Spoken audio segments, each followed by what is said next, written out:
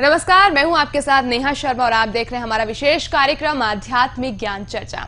और आइए शुरुआत करते हैं कार्यक्रम की और जानते हैं विचार जगत गुरु तत्वदर्शी संत रामपाल जी महाराज, सतलोक आश्रम बरवाला, जिला हिसार हरियाणा, बनाम हंसादेश पंथ के प्रमुख संत श्री सतपाल जी महाराज, पंजाबी बाग, दिल्ली के विचार। श्रीमद् भागवत गीता अध्याय 18वें जो अध्याय है उसमें 62वां श्लोक है, उसमें परमेश्वर की शरण में जाने को बताया गया है। आखिर वो परमेश्वर कौन है? ऐसा है कि सदगुरु की शरण में जाने के लिए कहा गया है और उसमें ये कहा गया है कि आप फल पुत्र पुष्प लेकर के आप सदगुरु की शरण में जाएं। और जो एक श्रोत्रिय ब्रह्मनिष्ठ ज्ञानी होता है वो जब ज्ञान देता है तो उसके ज्ञान प्राप्ति के बाद आदमी जो है जागृत हो जाता है। आपने देखा होगा कि अर्जुन कायरता को प्राप्त हो गया था, बड़ा डिस्पॉन्डेंट हो गया था, युद्ध के मैदान को छोड़ के भागने वाला था। तो भगवान ने उसको ज्ञान दिया, भगवान के संसर्ग में वो आया और भगवान उसके सारथी बन गए। इसी प्रकार से सदगुरु महाराज हमारे जीवन के सारथी बन जाएं तो निश्चित रूप में उसमें सफलता प्राप्त होती है लड़ाई में, और जीवन में सफलता प्राप्त होती है। अभी आपने सुने हंसादेश पंथ के प्रमुख संत श्री सतपाल जी महाराज, पंजाबी बाग, दिल्ली के विचार। और आइए अब जानते हैं जगत गुरु तत्वदर्शी संत रामपाल जी महाराज, सतलोक आश्रम बरवाला, जिला हिसार हरियाणा के विचार।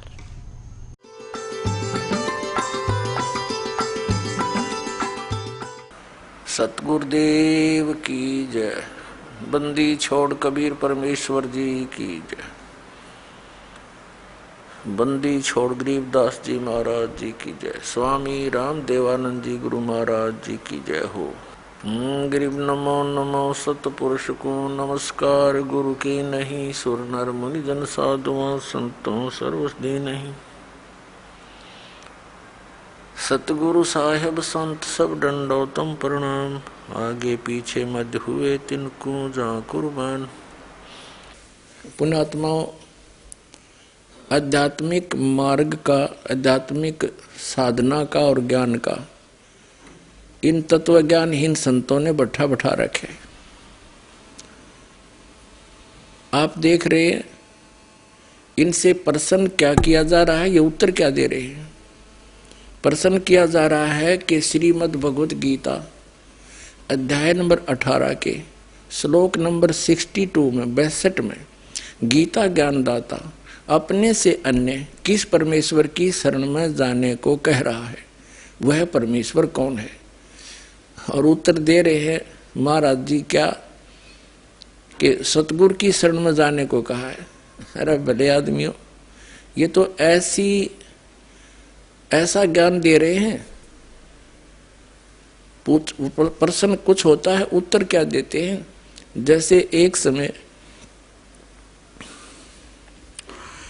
एक किसान का पुत्र 5वीं 6ठी कक्षा में पढ़ रहा था। उसने कुछ अंग्रेजी इंग्लिश लैंग्वेज सीखी थी। एक दिन रविवार की छुट्टी थी। अपने पिताजी के साथ बैलगाड़ी में बैठा हुआ खेतों में किसी कामवश जा रहे थे। सामने से एक इंग्लिश जानने वाले अंग्रेज की मोटर गाड़ी आ गई। उसने अपनी गाड़ी से उतरकर हाथ का संकेत किया, जैसे वो गाड़ी रुकवा रहा हो, बैलगाड़ी को रोकने की कह रहा हो। किसान ने गाड़ी रोक दी। उस अंग्रेज ने अंग्रेजी में पूछा, प्रश्न किया कि मैंने उस गांव में जाना है, कृपया मुझे रास्ता बताइए, इंग्लिश में। अब किसान कहने लगा, बेटा, अपने पुत्र से कहा कि पुत्र, तू भी तो अंग्रेजी जानता है। ये व्यक्ति अंग्रेजी बोल के और अपनी जो है ना चौड़ दिखावे है। सुना दे बेटा, काट दे इसकी मरोड़, इसकी फड़क निकाल दे, बोल दे इंग्लिश। अब किसान के पुत्र ने सिक लीव सुना दी। To the headmaster, I beg to say that I can not come to school today, I am ill, please grant me 1 day leave, your faithfully so and so. अब उस अंग्रेज ने सोचा, देख बुद्धू पे पूछ रहा हूं मार्ग, सुना रहा है सिकलिव, माथे में हाथ मार के अपनी गाड़ी लेकर चलता बना। किसान ने अपने पुत्र की कमर थपथपाई और कहा, बेटा तने आज मेरी इज्जत रख दी। एक अंग्रेज को इंग्लिश में हरा दिया। तब लड़का कहता है, पिताजी माई बेस्ट फ्रेंड, और याद था मेरा, वो सुन ले होते हुए गाड़ी छोड़कर भाग जाता।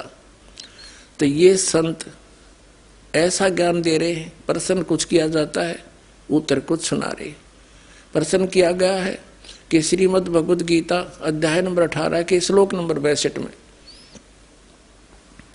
गीता ज्ञानदाता अपने से अन्य किस परमेश्वर की शरण में जाने को कह रहा है, और उत्तर दे रहे हैं कि सतगुरु की शरण में जाने को कह रहा है। वारे अंग्रेजों। श्रीमद् भागवत गीता अध्याय 18 श्लोक 66 में व्रज शब्द का अर्थ है जाना होता है, परंतु सर्व अनुवादकर्ताओं ने व्रज का अर्थ आना किया है, जबकि व्रज शब्द का अर्थ जाना होता है। कृपया स्पष्ट कीजिए। ये पूरा श्लोक अध्ययन करने के बाद ही इसमें मैं स्पष्टीकरण दे पाऊंगा कि पूरा श्लोक क्या है, उसका क्या किस कंटेक्स्ट में वो बात कही गई। तो क्योंकि कोई चीज़ आती है, जब वो जाती है तभी वो आती है, आना और जाना लगा हुआ है, तो उसका अनुसंधान करने के बाद ही कुछ मैं कह पाऊंगा। सर ये पूरा श्लोक है, सर्वे धर्मान् प्रीताज माम एकम शरणम व्रज अहम तवा सर्वे पापे भामुक्षामि मासुच। इसका जो श्लोक बताया गया उसमें भगवान ये कहते हैं कि तू सब धर्मों को त्याग करके मेरी शरण आ जा, मैं तुझे सब पापों से मुक्त कर दूंगा। ये भगवान ने जो ये चर्चा की और श्लोक के अंदर कहा, ये अपने आप में बहुत ही महत्वपूर्ण श्लोक है। गीता का हम अध्याय करें तो मैं समझता हूँ गीता के अंदर बहुत सी बातें और भी शास्त्रों में और पुराणों के अंदर आती हैं, पर ये गीता को सर्वोपरि बना देता है। जो कहा गया गीता सुगीता कर्तव्या के मई शास्त्र विस्तरई, कि गीता जो है वो एक ऐसा सारे जितने भी जड़ी बूटियाँ होती हैं उसका जो दूध है, सार है, वो गीता है। और वो इस श्लोक के अंदर अंकित होता है, जहाँ भगवान बड़ी बुलंदी के साथ, बड़े आत्मविश्वास के साथ कहते हैं कि सारे धर्मों को त्याग करके, सारी रिस्पॉन्सिबिलिटीज़ को त्याग करके, जैसे हमारा ब्रह्मचार्य धर्म है, गृहस्थ धर्म है, हमारा राज धर्म है, कहा ये सब रिस्पॉन्सिबिलिटीज़ को छोड़ करके अगर तू मेरी शरण आ जाएगा तो मैं तुझे सब पापों से मुक्त कर दूंगा। इसमें बहुत से लोग ये इसका अर्थ लगाते हैं कि साहब उसमें और रिलीजन्स की बात की गई, उसमें क्रिश्चियनिटी की बात कही गई, इस्लाम की बात कही गई, बुद्धिस्ट धर्म की बात की गई, और भगवान कहते हैं सब धर्मों को छोड़ दो। मैं समझता हूँ कि भगवान के ज़माने में जब श्री कृष्ण महाराज ने श्लोक कहा होगा, उस समय बुद्धिज़्म नहीं था, उस समय मैं समझता हूँ इस्लाम नहीं था, उस समय क्रिश्चियनिटी नहीं थी। तो ये जो आज हमारे माने हुए जो धर्म हैं, उन धर्मों का उल्लेख नहीं है। धर्म का मतलब है रिस्पॉन्सिबिलिटी, धर्म का मतलब है धारण करना।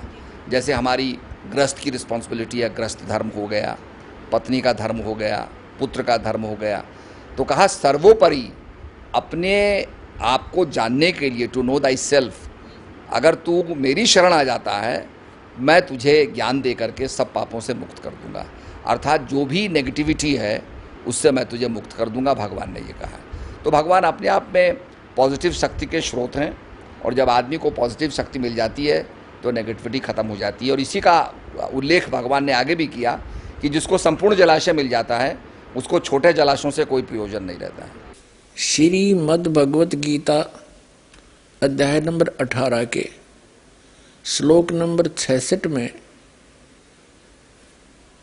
कहा है कि सर्वधर्मान परित्यज माम एकम शरणम वर्ज अहम तवा सर्व पापेभ्यः मोक्षामि मा शुच। वर्ज का अर्थ जाना होता है, आना नहीं होता। और जो वर्ज माने आने के लिए कहते हैं, आना करते हैं, वो पूर्ण रूप से अज्ञानी है। जैसे एक इंग्लिश वर्ड है गो, वो कहीं पर भी लिखा हो किसी भी सेंटेंस में, उसका अर्थ कम नहीं हो सकता, आना नहीं हो सकता।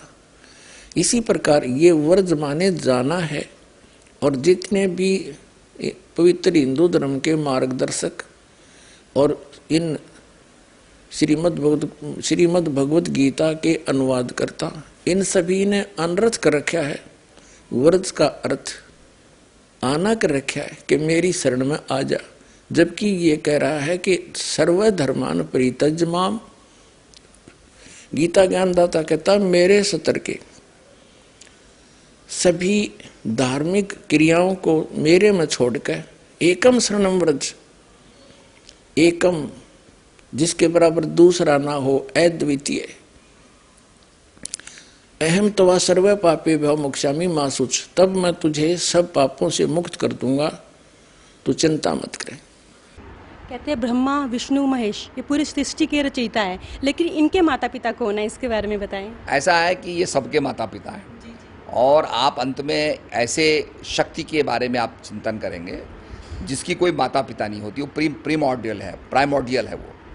आपने देखा होगा भगवान विष्णु शेष शैया पर लेटे हुए थे। शेष शैया का मतलब क्या होता है कि सांपों का जो कॉइल है उसको शेष शैया बोलते हैं। शेषनाग जी लपेटे हुए हैं। कहने का मतलब जो हमारी पोटेंशियल एनर्जी है, आप समझ रहे हैं, क्या एक काइनेटिक एनर्जी होती है, एक पोटेंशियल एनर्जी होती है, वो जो एनर्जी है उस पर भगवान विष्णु लेटे हुए हैं। भगवान विष्णु के नाभि से एक कमल निकलता है जिसमें ब्रह्मा जी प्रकट होते हैं। तो इस प्रकार के जो त्रिदेव हैं हमारे, ब्रह्मा विष्णु और महेश। ब्रह्मा जी जो हैं वो संसार की उत्पत्ति करते हैं, भगवान जो विष्णु हैं वो पालन करते हैं और शिव संहार करते हैं। और तीनों, आप तीनों को देखेंगे साइंस के माध्यम से, तो एक एनाबॉलिक प्रोसेस है, एक कैटाबॉलिक प्रोसेस है, और एक जो है मेटाबॉलिज्म है। ये प्रोसेस हमारे अंदर भी हो रहा है। हमारे अंदर सेल्स डेवलप हो रहे हैं, सेल्स मेंटेन हो रहे हैं, और फिर सेल्स का नाश हो रहा है। अगर सेल्स का नाश नहीं होता तो हम बूढ़े नहीं होते, हम वृद्धता को प्राप्त नहीं करते। तो ये प्रोसेस तीनों लगातार चल रहा है। संसार का आपने देखा होगा, संतान भी पैदा हो रही हैं, मेंटेन भी हो रही हैं, और उसके बाद शमशान के अंदर जो है लोग दाह संस्कार भी हो रहा है। तो ये साथ चल रहे हैं। ये इसी को ही ब्रह्मा विष्णु महेश कहा गया। जो भगवान विष्णु है ये अजर अमर है, या इनका भी कोई जन्म होता है, या इनकी कभी मृत्यु होती है? भगवान जो एनर्जी है, आपने साइंस का फॉर्मूला सुना होगा, energy can neither be created nor it can be destroyed. कि शक्ति जो है उसकी कभी उत्पन्न नहीं होती है, और शक्ति का जिसको कहते हैं एनर्जी मास इक्वेशन। तो हमने जो विष्णु, ब्रह्मा और महेश, ये प्राइमोर्डियल शक्तियाँ हैं, संसार को उत्पन्न करने वाली, संसार को मेंटेन करने वाली, और संसार का संहार करने वाली। ये तीनों फैक्टर जो एनर्जी हैं ये प्राइमोर्डियल है। इसकी कोई शुरुआत नहीं होती, ये तो हमेशा थी। रचना का भी आपने देखा होगा कि जब कहीं ज्वालामुखी फूटती है और वहाँ पर सब कुछ समाप्त हो जाता है, वहाँ पर भी कहीं ना कहीं आपको लाइफ मिलेगी, कहीं ना कहीं लाइफ मिलेगी। समुद्र के नीचे तलहटी में, हज़ारों फीट नीचे, जहाँ बिल्कुल रोशनी भी नहीं है, और ये वैज्ञानिक कल्पना करते थे यहाँ कोई लाइफ नहीं होगी, वहाँ भी एक ऐसी मछली है जो बिना सूर्य के प्रकाश के पैदा होती है, वहाँ भी जीवन है। तो कहने का मकसद ये है कि वैज्ञानिक रिसर्च करेंगे तो मैं समझता हूँ और भी जगह पाएंगे कि लाइफ है। तो लाइफ अगर है तो लाइफ के अंदर क्रिएशन का, सस्टेनेंस का और डिस्ट्रक्शन का ये फिनोमेना होगा, और ये तीनों इनहेरेंट हैं। अनादिकाल से ये तीनों चलती चली आ रही हैं ये चीज़। महाराज जी, क्या ब्रह्मा विष्णु महेश अजर अमर हैं, अविनाशी? मैंने आपसे खुद ही कहा ना, जब आपने क्रिएशन की बात की है, तो क्रिएशन के अंदर तो सृष्टि बनती रहेगी, सस्टेन होती रहेगी और समाप्त होती रहेगी। ये फिनोमेना इटर्नल है। इनका कोई जीवन काल भी है हमारा? इनका कोई जीवन काल नहीं है, ये अनंत है। मैंने आपसे पहले कह दिया। श्री सतपाल जी महाराज जी से प्रश्न किया गया कि क्या श्री ब्रह्मा जी, श्री विष्णु जी, श्री शिव जी के भी माता पिता हैं? ये कहते हैं नहीं, ये तो सर्वशक्तिमान है, ये सब के जनक हैं, इनका कोई माता पिता नहीं। और ये पुराणों को सत्य भी मानते हैं। अब देखिएगा हमारे पुराण क्या बताते हैं। श्री ब्रह्मा, श्री विष्णु, श्री शिव जी के माता पिता कौन है? देखिएगा श्री देवी पुराण, और फिर इसके बाद देखिएगा श्री शिव पुराण। ब्रह्मा विष्णु शिव की उत्पत्ति की थोड़ी सी झलक दिखाते हैं।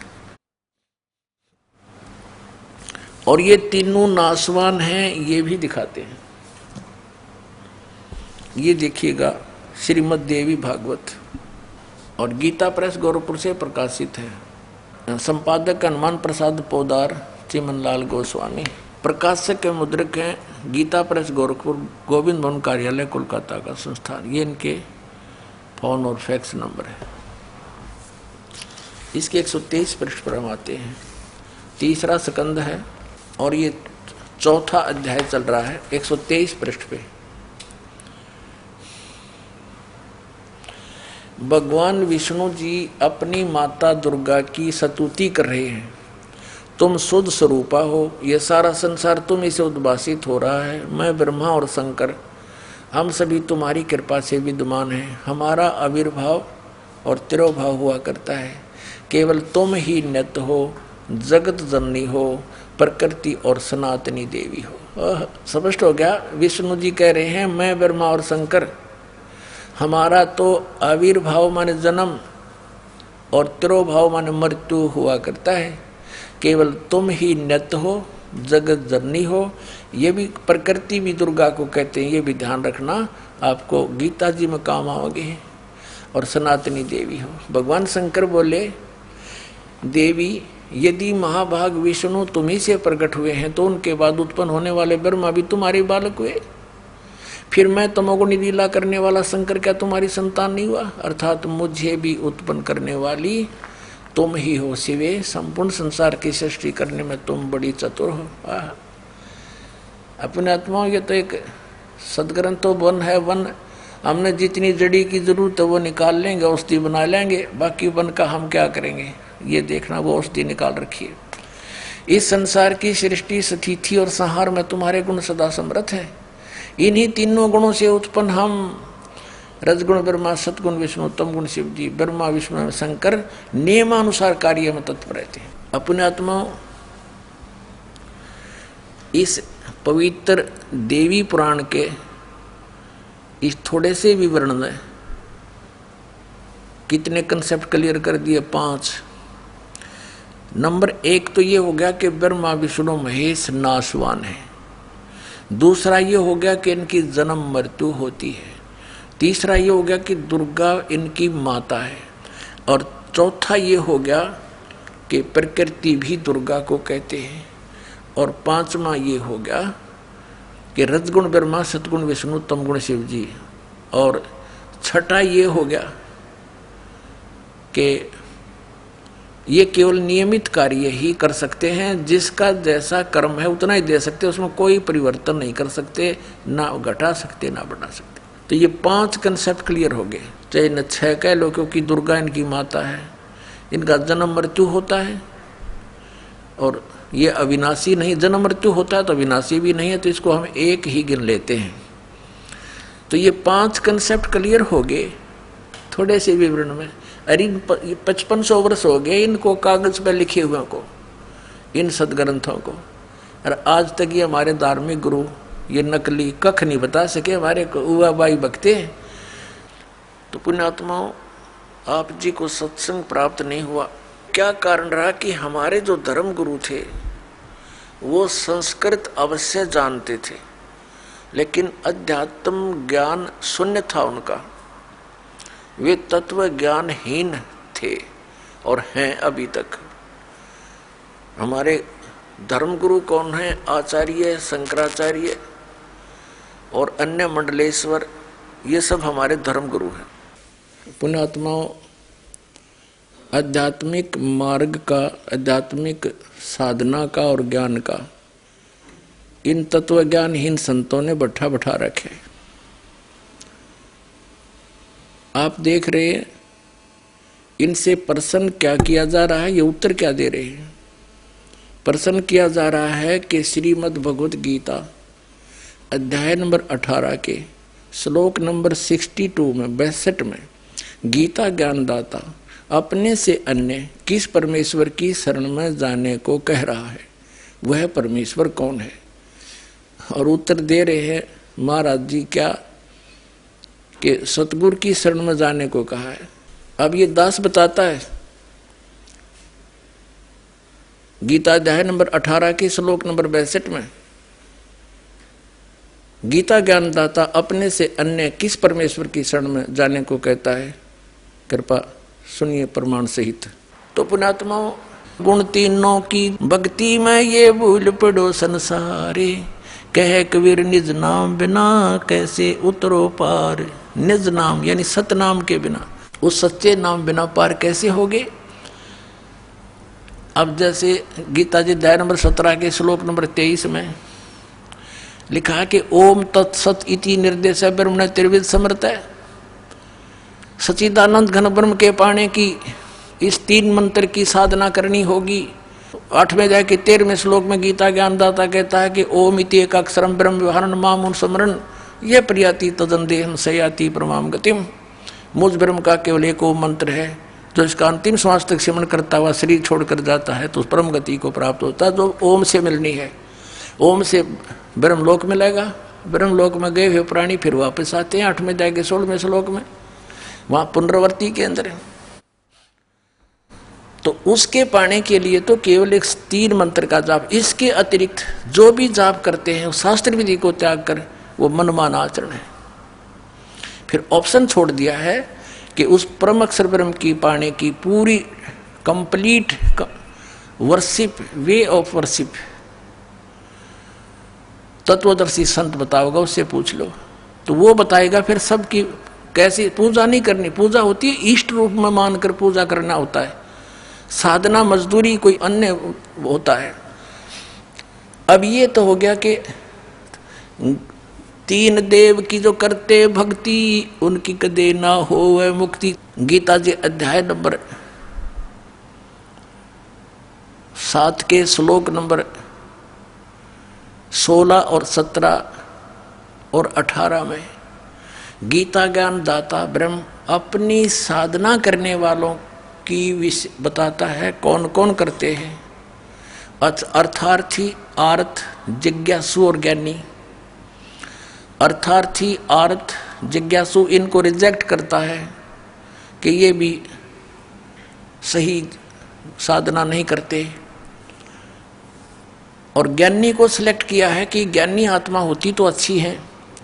ज्ञानी वो होता है जिसको पता लगा कि केवल एक परमात्मा की भक्ति करनी चाहिए। वेदों में यही लिखा है कि पूर्ण परमात्मा की भक्ति से पूर्ण मोक्ष होगा। लेकिन ये भूल गए कि वेदों में यह भी लिखा था कि उस पूर्ण परमात्मा की भक्ति वेदों में वर्णित नहीं है, उसको तो तत्वदर्शी संत बताएंगे। लेकिन उन्होंने अब पे निष्कर्ष निकाल लिया, यजुर्वेद अध्याय नंबर 40 के मंत्र 15 से ओम नाम सेलेक्ट कर लिया पूर्ण परमात्मा का, जबकि वो 17वें श्लोक में 40वें अध्याय यजुर्वेद के खुद कह रहा है कि मेरा तो ओम ब्रह्म है, ओम मंत्र है मुझ ब्रह्म का, और वो तो परोक्ष है, पूर्ण परमात्मा तो ऊपर। वह इनकी बुद्धि में ना बड़ी बात, क्योंकि गुरु बिन काहू न पाया ज्ञाना, जो थो था वो छड़े मूड किसाना। गुरु बिन वेद पढ़े जो प्राणी, समझे न सार रहे अज्ञानी। जिस कारण से इन्होंने, इन ज्ञानियों को ये तो पता लग गया कि उपासना नहीं करनी, तीनों गुणों की पूजा, रजगुण ब्रह्मा सतगुण विष्णु तम गुण शिव जी की भी नहीं करनी चाहिए। तो इन्होंने ये भी ज्ञान हुआ कि मनुष्य जीवन केवल परमात्मा प्राप्ति के लिए मिलता है, इसमें भगवान प्राप्ति साधना भक्ति नहीं हुई तो व्यर्थ है। इनको ज्ञानी कहते हैं। तो इनको तत्वदर्शी संत ना मिलने से गीता ज्ञानदाता कहता है, ये 7वें अध्याय के 18वें श्लोक में, ये ज्ञानी आत्मा है तो अच्छी उदार है, लेकिन ये मेरे वाली अनुत्तम यानी घटिया अश्रेष्ठ गति में सचित हैं। ये मेरे वाली अनुत्तम गति में सचित है। कौन सी गति? 8वें अध्याय के 13वें श्लोक में कहा है कि जो मुझ ब्रह्म के ओम नाम का जाप करते हैं, करता हुआ शरीर छोड़कर जाता है, मुझ ब्रह्म का जाप करता जाता, वो उसको परम गति होती है। कौन सी? ओम नाम से होने वाली परम गति। वो कहाँ? ब्रह्मलोक में जाता है। ब्रह्म 8वें अध्याय के 16वें श्लोक में लिखा गीता जी में, ब्रह्मलोक पर्यंत भी जन्म मृत्यु में आते हैं। और गीता के अन्नदाता स्वयं कहता 4थे अध्याय के 5वें श्लोक में, और 9वें श्लोक में, 2 अध्याय के 12वें श्लोक में, 10वें अध्याय के 2 श्लोक में गीता जी में कि तेरे और मेरे बहुत जन्म हो चुके हैं, अर्जुन तो नहीं जानता, मैं जानता हूँ। फिर जब तक जन्म मृत्यु है, फिर 18वें अध्याय के 62वें श्लोक में कहा कि तू सर्वभाव से उस परमेश्वर की शरण में जा, जिसकी कृपा से तू परम शांति को और सनातन परम धाम को प्राप्त होगा, उसकी कृपा से ही। तो इससे सिद्ध हो गया कि गीता ज्ञानदाता से कोई और है सुप्रीम पावर, जिससे पूर्ण मोक्ष होगा। 15वें अध्याय के 4थे श्लोक में कहा कि तत्वदर्शी संत की प्राप्ति के पश्चात परमेश्वर के उस परम पद की खोज करनी चाहिए, जहां जाने के बाद साधक फिर कभी लौट कर संसार में नहीं आता, और केवल उसकी पूजा करो, अन्य की सब त्याग दो। अपनी भी पूजा को रिजेक्ट करता है वो, पूजा माने इष्ट रूप में मानना। तो यहाँ इन अज्ञानियों से, अनाड़ियों से कोई पूछता है कि गीता जी अध्याय नंबर 7 के श्लोक नंबर 18 में गीता ज्ञानदाता अपनी गति को भी अनुत्तम क्यों बताता है?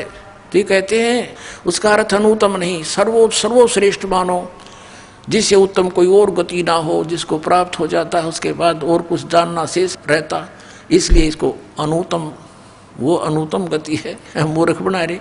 4ठी कक्षा के बालक ने पूछ ले, अगर इससे अधिक अच्छी कोई श्रेष्ठ गति नहीं होती, इनकी बात मान ले, तो ये 18वें अध्याय के 62वें श्लोक में कह रहा है कि उसकी शरण में जा, सर्वभाव से उस परमेश्वर की शरण में जा, जिसकी कृपा से तो परम शांति को प्राप्त होगा।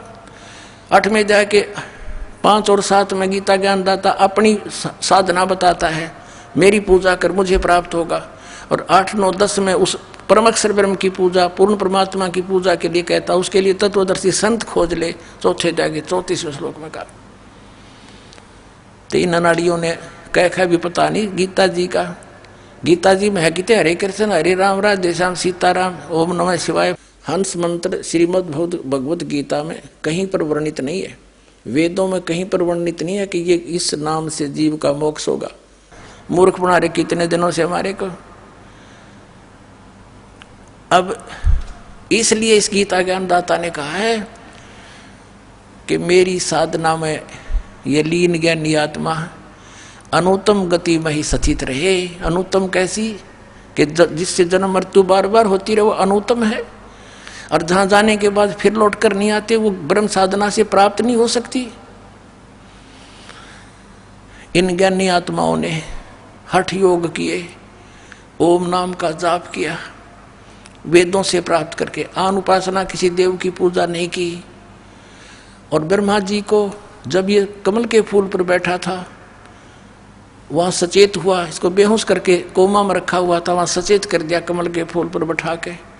ब्रह्मा जी कहते मुझे नहीं मालूम है कहाँ से आ गया।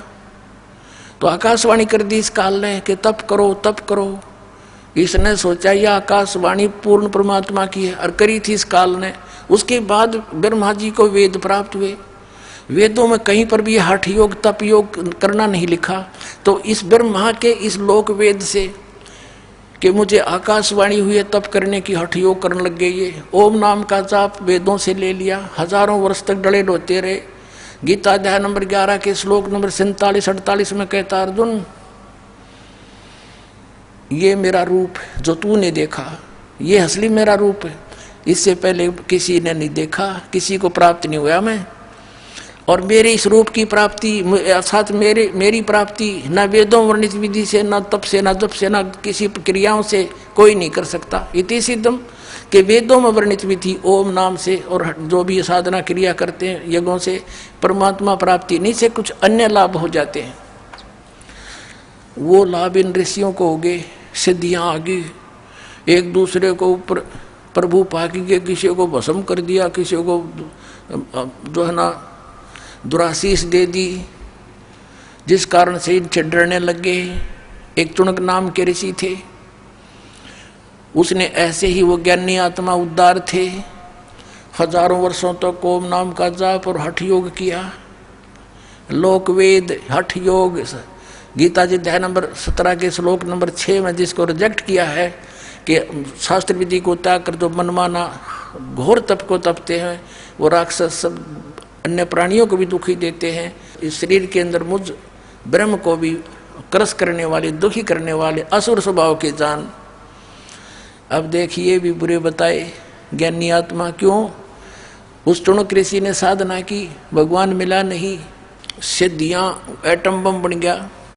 एक मानदाता चक्रवर्ती राजा था, पूरी पृथ्वी का शासन जिसका हो उसको चक्रवर्ती राजा कहते हैं। अब ये चक्रवर्ती राजा ये अपनी पृथ्वी पर ये देखना चाहते अपने शासन काल में कि मेरे अंतर्गत मेरे अधीन जितने नवाब हैं, राजा हैं, छोटे नरेश हैं, उन्होंने किसी ने मेरी प्रभुता, मेरी पराधीनता अस्वीकार तो नहीं कर दी है, इसलिए एक अश्वमेघ का घोड़ा छोड़ देते हैं अश्वमेघ यज्ञ के लिए, उसके साथ कुछ सैनिक भेज देते हैं और राजा का पर्सनल हॉर्स होता है अपना घोड़ा, उसके गले में एक पंपलेट लगा देते हैं, लगा दिया कि राजा मानदाता राजा के पास इतनी सेना है, 72 करोड़ सेना है, और जिस भी राजा को। आइए अब हम उन श्रद्धालुओं के अनुभव जानते हैं जो जगत गुरु तत्वदर्शी संत रामपाल जी महाराज जी से दीक्षा प्राप्त कर चुके हैं तथा उनके द्वारा बताए गए भक्ति मार्ग पर चल रहे हैं। नमस्कार सर। सत साहेब। क्या शुभ नाम है जी आप जी का? मेरा खेमदास है। सर कहाँ से आए हैं आप? मैं नेपाल सरलाई जिला से आया हूँ।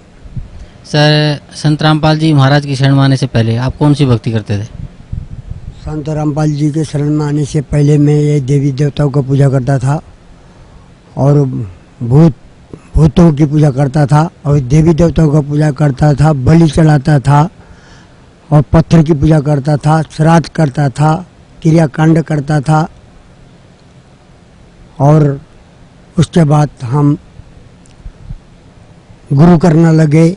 गुरु करते करते हम कोई गुरु बनाने के बाद हमको अचानक, मैं डेरा राधा स्वामी डेरा ब्यास से नाम लिया था 1980 में, और महाराज गुरु चरण सिंह जी महाराज से, और उन्हें हमारे को 5 नाम दिया, ज्योत निरंजन ओंकार अरंकार सोहम सतनाम। ये नाम हमने काफ़ी दिन जाप करके देखा, इस वजह से हमारे को कोई फ़ायदा नहीं मिला। 1980 से हम 2006 तक हमने इनका नाम जपा, हमारा कोई फ़ायदा नहीं हुआ। हमारा अशांति और रोग बीमारी हमारा बराबर कोई परिवर्तन नहीं हुआ। उसके बाद हमारा एक सिद्धांत था, हमारा उद्देश्य था कि जब तक गुरु मिले न साचा, चाहे 10 करो चाहे करो 50। हमारा इस सिद्धांत था, हम गुरु करते रहेंगे जब तक परमात्मा की प्राप्ति नहीं होगी, तब तक हम गुरु बनाते रहेंगे। चाहे एक दिन में 10 गुरु मिल जाए, चाहे 100 गुरु मिल जाए, मैं बनाते रहूँगा। चाहे दुनिया भले कुछ कहे, मैं गुरु करना छोड़ूंगा नहीं। जिस दिन परमात्मा मिलेंगे उस दिन मैं गुरु करना छोड़ दूंगा, बोल के मैं हट करके चल रहा था। अचानक परमात्मा की कृपा हुई, जिन्हें खोजा तिन्हें पाया। जब मैंने खोज किया था, परमात्मा ने दया की, मेरे को दिल्ली से एक भगत अमृतसर में पहुँचे। अमृतसर में पहुँचे तो मैं बहुत दुखी था, बहुत परेशान था, और कितनी तब था, आधे घंटा समाधि लगाता था, कुछ नहीं मिलता था, अशांति था, बेचैन था। ड्यूटी करके आया, वो भगत बोले कौन बर्मा का पिता है, कौन विष्णु की माँ। तरफ उसने पूछा, हमारा मुंह से जबान बंद हो गई, बोल नहीं पाए। इतना गुरु बनाया, जगह जगह गया, मगर कुछ नहीं बताया। अब हमने ये नहीं सोचा ब्रह्मा विष्णु महेश के पीछे, उनसे आगे हमने ध्यान नहीं दिया। ये प्रश्न का उत्तर आज पहली बार ये भगत आए हैं दिल्ली से, संत रामपाल जी के भगत जी चलाए हैं, दास हैं। उनने ये सवाल पूछा तो मेरे को आश्चर्य लगा। मैं सपने में जैसा जागा कि ये बात तो किसी ने सुना ही नहीं, किसी ने बात कही नहीं। कौन ब्रह्मा का पिता है, कौन विष्णु की माँ, शंकर का दादा कौन है, शरा वाली माता दुर्गा का पति कौन है, और कौन ब्रह्मा विष्णु महेश कौन की भक्ति करते हैं, और पूर्ण संत की पहचान क्या है। ये जवाब उन्होंने कहा तो मैं आश्चर्य में पड़ा। ये बात तो कभी सुनी नहीं थी। इतनी बात में मेरे को ऐसा लगा पूर्ण संत का अब ये भगत हमारे को सच्चाई बताएंगे। इनके पास उस सत्य ज्ञान इनके पास है और जगह कहीं नहीं होगा। एक भगत के द्वारा, एक चेला के द्वारा इतनी बात को मैंने सुन पाया। आज बड़े बड़े गुरु के पास गया, बहुत गुरु बनाए, लेकिन उन लोग ने हमको ब्रह्मा विष्णु महेश करके घुमा के रखा था। जब हमको इस बात को पता लगा। और फिर इसमें बताया उनने शेरा वाली माता कैसा बनी, शेरा वाली माता का बच्चा कौन है, पति कौन है, वो भी प्रश्न किया। ये भी हमारे को जानकारी नहीं है। भगत जी बोला तो अगर शेरा वाली माता है तो उसका बच्चा है, उसका पति भी है। अगर माता नहीं है वो कुंवारी होना चाहिए, उसको माता कहना नहीं चाहिए। जब बच्चा अगर कुंवारी को माता कहेंगे वो लड़ेगी, वो गुस्सा में भी होगी, वो मार भी सकती है। कुंवारी लड़की को माँ कहे तो नाराज भी हो जाते हैं। तो उसको माता क्यों कहा? उसको या तो पति है, या तो बेटा है, या बेटी है, तभी तो माता बनी है। जब इस बात को हमने विचार किया, वाकई में जब देखा सृष्टि रचना में देखा तो वाकई में इसका तो बेटा भी है, पति भी है, सब कुछ है। तो हम आश्चर्य में हुए। भगत जी ने हमको सृष्टि रचना दिया था, वो खोल के देखा, उसमें हजारों लाखों प्रमाण पाया गया। और उसको देख करके पढ़ने के दिन से मैंने उनकी भक्ति समाप्त कर दिया। एक बार भी मैंने उसको पढ़ाई नहीं किया, छोड़ दिया। अब भक्ति यही है, इसी को करूँगा। तो होते होते मैं अपना वो चले गए। इतना कह करके मेरे को संदेश दे करके मैंने कहा आपका गुरुजी का एड्रेस, फोन नंबर, कुछ प्रमाण दे करके जाओ, आपको सृष्टि रचना देंगे, ये ले पढ़ो। बोले वो चले गए दिल्ली। अच्छा, मैं अपना उस किताब को पढ़ता रहा। मिल में ड्यूटी थी, नौकरी, सरकारी नौकरी थी। और मैं ड्यूटी से जा करके खाना पीना बना करके खाया और सृष्टि रचना की मोटी किताब थी, उस किताब को ले करके पढ़ता था, दरवाज़ा बंद करके। 2:30 बजता था रात को। मैं उस सृष्टि रचना 3 बार रिपीट करके पढ़ा। तो मेरे को दिल में उछल के आया कि कब जाऊं। जगत गुरु तत्वदर्शी संत रामपाल जी महाराज तो परमात्मा साक्षात आए हुए हैं धरती में, लेकिन हमको पहचान किसी ने नहीं दिया। और सारे लोगों ने भगवान आकार में है, किसी ने कहा निराकार बताया, फोटो रखा। भगवान साकार में है, साकार है तो आकार है, अगर साकार नहीं होगा तो आकार में भी नहीं होगा। तो साकार बोल सकता है और आकार भी होगा, साकार होगा तो आकार होगा, आकार होगा तो बड़ी बोलेगा, समझाएगा, हमको सिखाएगा, दिखाएगा। तो हमारे को सोचा कि परमात्मा तो साकार में होते हैं और आकार में होते हैं, इनकी जन्म नहीं होती, मृत्यु नहीं होती। हमको ये मालूम नहीं था कि परमात्मा पैदा होता है या मरता है, इस बारे में हमको जानकारी नहीं थी। जब परमात्मा की सृष्टि रचना पढ़ा तब पता लगा कबीर साहब सबका बाप है, बेटा किसी का नहीं। बेटा होकर सो उतरा वो साहिब नहीं। ये वाणी को जब सुना, ओहो, परमात्मा तो ऐसे परमात्मा को भक्ति करने से हमारा तप सुख होगा और हमारी मुक्ति होगी।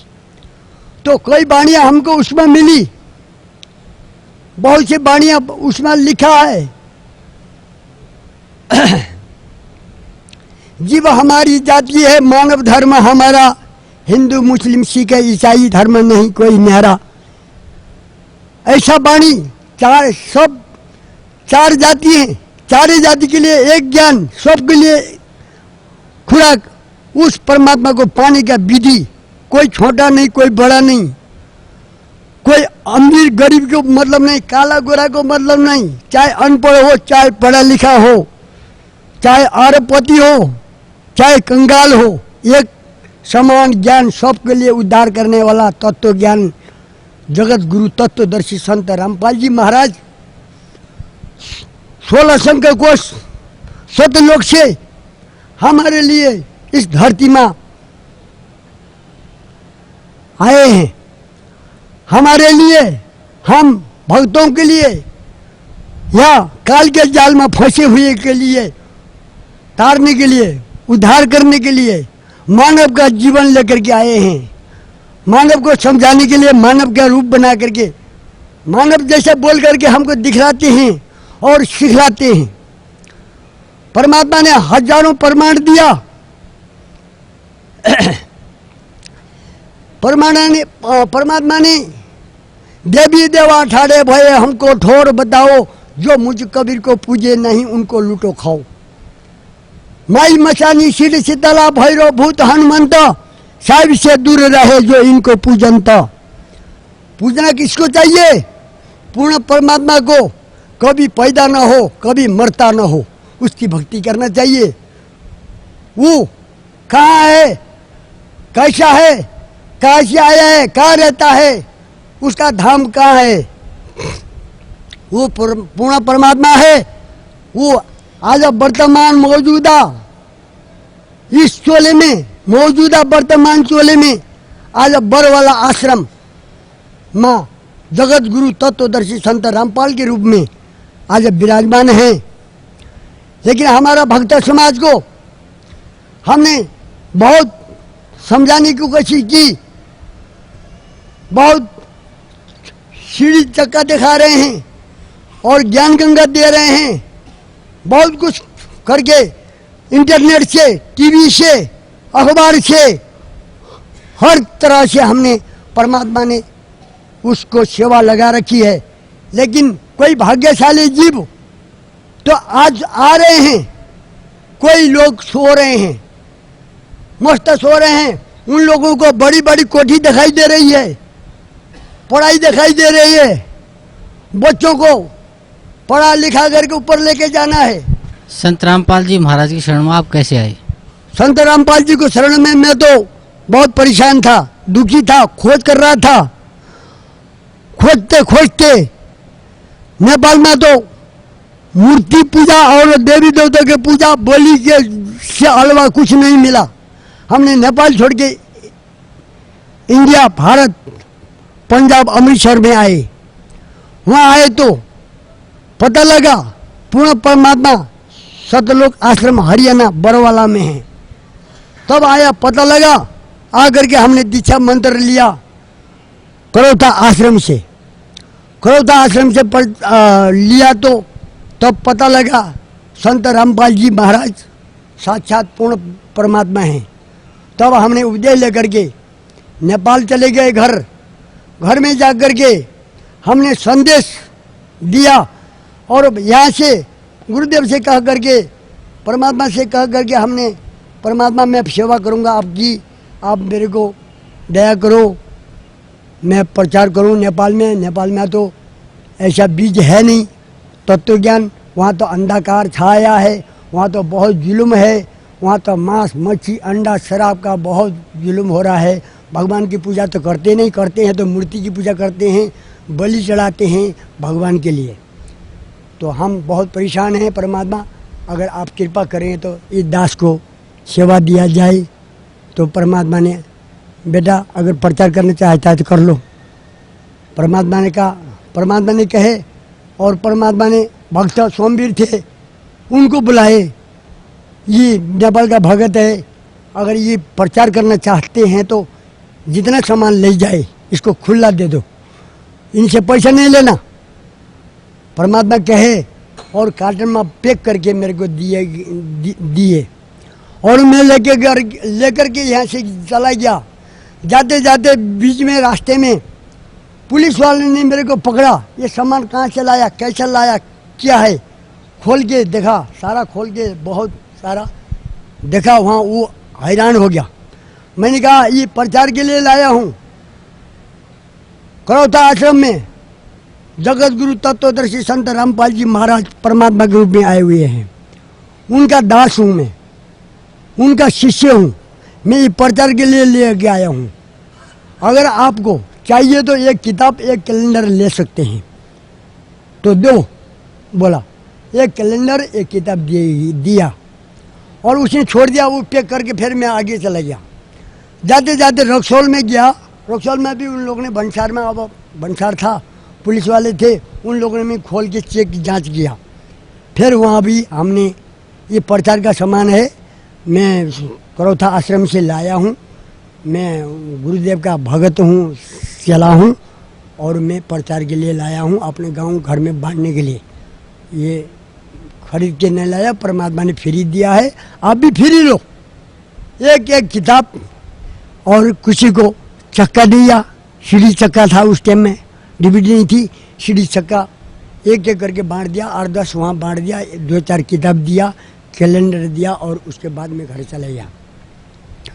घर में जा कर के और मैंने कहा, बच्चे ने बोला कि ये क्या लाया है? अरे ये प्रचार का सामान है, तुम लोगों को इस बारे में जानकारी नहीं है, मैं फिर बताऊंगा पीछे। अरे ये क्या काम है, इतना तुम गधे की तरह भारी चुक करके आते हो, और लाने वाला चीज़ लाया नहीं, और किताबें लेके आ रहा है ढेर सारा। ये बोला, चल तेरे को क्या लेना है, ये अभी चुप करके बैठ जा, मैं तेरे को बाद में कहूँगा। फिर मैंने इधर उधर दे देना लगा, गांव में घुमा, सीढ़ी चक्का, किताब, किसी को सीढ़ी दिया, किसी को किताब दिया, किसी को क्या दिया।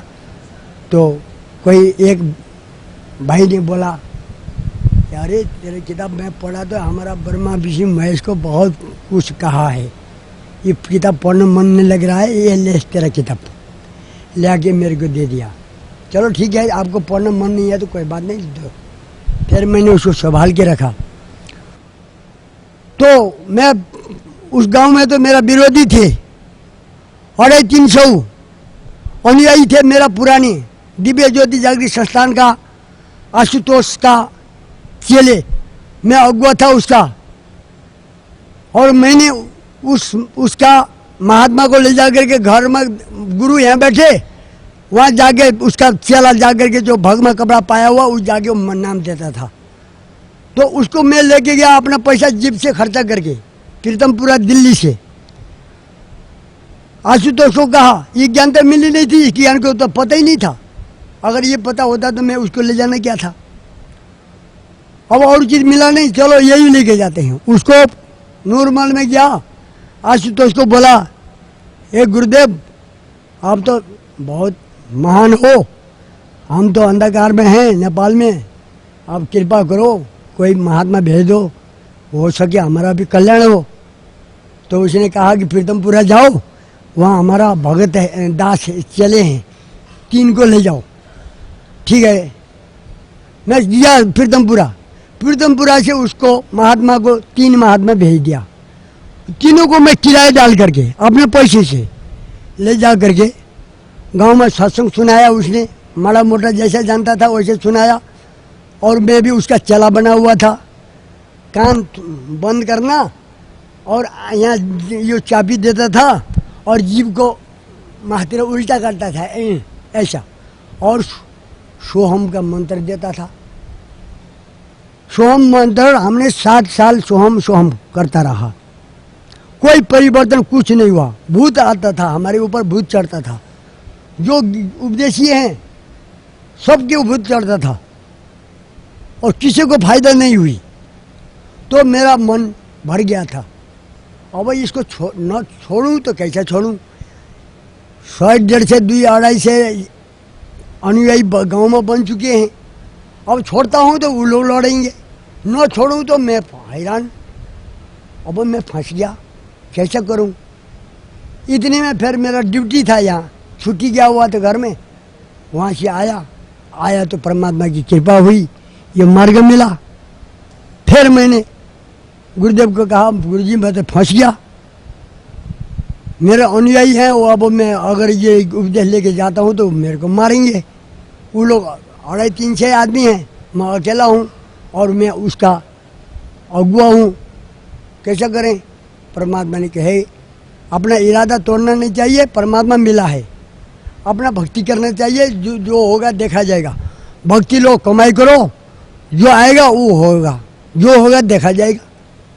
परमात्मा का कहना भी ठीक है, चलो जो होगा देखा जाएगा। हमने उपदेश ले लिया, उपदेश ले करके घर गए तो वो सारे उल्टे हो गए, लड़ाई झगड़ा, और सारे लोग हमारे विरोध, ये तो बहुत पागल है, ये तो गुरु बदलता रहता है, इसके एतबार नहीं है। ये पहला राधा स्वामी में था, पहला उया आनंद मार्गी में था, सतपाल में था, बालेश्वर में था, ओम शांति में था, कबीरपंथी में था। ये कहने लगे। मैं अपना इरादा छोड़ूंगा नहीं, जब तक परमात्मा नहीं मिलेगा मैं गुरु करते रहूंगा। तुम्हारा कहने से मैं कहीं जाऊंगा नहीं, तुम्हारा कहने से मैं रोकूंगा नहीं। आप देखो, चाहे मैं मरूं चाहे कुछ हूँ, बिगड़ूं या ठीक हूँ, आप इससे मतलब न लो। अपना काम आप जानो, हमारा काम हम जानेंगे। सर, परम संत सतगुरु रामपाल जी महाराज से नाम उपदेश लेने के बाद आपको क्या लाभ मिला? गुरु परमात्मा से नाम लेने के बाद तो मेरा बहुत परिवर्तन हो गया। मैं बहुत दुखी था, मेरे घर में बहुत अशांति भी थी, और भूत प्रेत आकर के, मेरी पत्नी है श्रीमती सुमित्रा देवी, उसको काटता था। रात को नींद में सो रही है, वो आगे काटता था, उसको गला घोटता था, और सुबह देखा दी थी इतना मोटे मोटे दाग, काला काला। एक दिन तो मेरे ऊपर हमला कर दिया। मैं फटफटा रहा हूँ, उठ नहीं पा रहा हूँ, दबा रहा है, दिखाई नहीं दे रहा है। मैं हैरान हो गया, यार आज तो मेरे को भी काट गया। तेरे को तो काटा था, आज मेरे को भी काटा। ऐसा होता था। कभी भैंस बीमार हो जाए, कभी भैंस सुबह शाम को ठीक हो, भैंस सुबह जाती है तो वो पड़ी हुई है कि ना घास खाती है ना कुछ खाती है, कभी दूध ना दिए, कभी कुछ करे, बहुत परेशान हुए। तो मेरा भी कई बीमारी थी। तो यहाँ एक रीढ़ की हड्डी में एक सुई की तरह एकदम चस्का लगता था, वो ठीक हो गया परमात्मा की कृपा से, उपदेश लेने के बाद। और कई बीमारी थी, घोड़ा दर्द होता था, ये घोड़ा दोनों चल नहीं पा रहा था, उपदेश लेने के बाद वो भी ठीक हो गया। और ये अभी 2 महीना पहले की घटना है। घास काटने के लिए खेत में गया हुआ था, खेत से घास काट करके एक बार लाया, दूसरे बार ले आकर के फिर घास रखने लगा तो सांप ने मेरे को डंक मार लिया। यहाँ पर 2 जगह डंक मारा। अचानक मैंने उसको कूचा हो, उसको घबरा करके उसने डंक मारा, और उसको देखा नहीं, आधा इतना दिखाई दिया, वो अंदर घास में बढ़ गया, बढ़ते हुए दिखाई दिया, मोटा सा था। ओहो, मेरे को तो सांप ने लड़ गया। मैंने फटाफट गुरुजी को सुमिरन किया, याद किया, मंत्र को जाप किया, फिर फटाफट भागा, घर आया। घर आकर के मेरे को तो सांप लड़ गया। लाइट टार्च लिया, टार्च ला के देखा तो 2 जगह डंक मारा हुआ, खून आ रहा था। मामला फिर ऐसा नहीं रहना चाहिए, चलो चलो डॉक्टर के पास। फिर डॉक्टर के पास लेके गए, मैं मोटरसाइकिल में लेके गया, मैं सुमिरन करता रहा।